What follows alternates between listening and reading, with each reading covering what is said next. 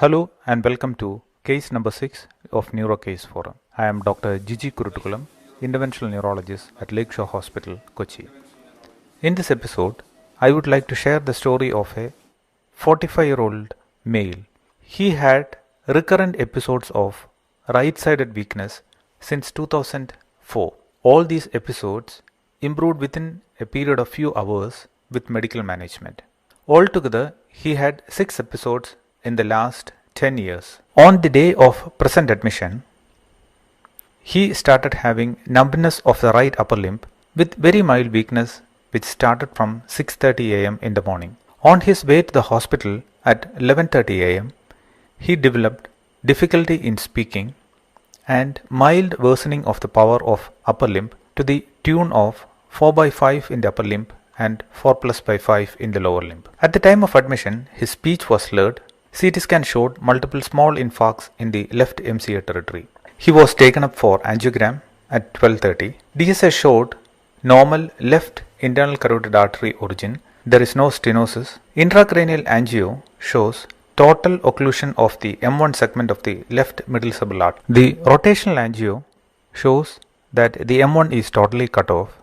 However, in the capillogram phase, one could easily see the reformation of the middle cerebral artery branches through the cortical collaterals from the anterior cerebral artery.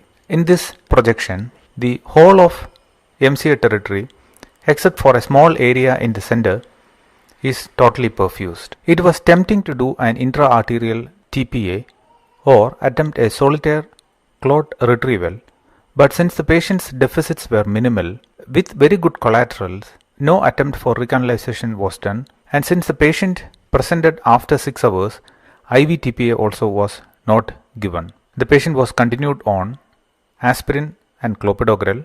In addition, anticoagulation also was started. Within 12 hours, the patient's clinical status improved, speech became almost normal. He has very mild weakness of the right upper limb. Otherwise, there is no significant neurological deficit. I feel diagnostic angiogram is very useful in taking a treatment decision in the setting of an acute stroke. It helps to assess 1. The exact vessel occlusion, 2. The degree of collateral supply into the occluded territory, 3. The perfusion in the occluded territory. Based on these 3 parameters, an appropriate treatment decision can be made based on a cerebral angiogram. I would like your opinion on a couple of issues related to this particular case. What is the etiology?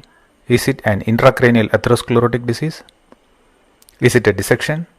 Or is it an embolism from an unknown source? 2. What is the best treatment in this case in the acute stage? 3. How to prevent further episodes? 4.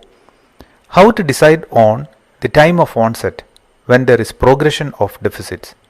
Like in this patient, he started having mild numbness of the right upper limb at 6:30 in the morning, and there was worsening of his speech and right upper limb power by around 11:30 in the afternoon.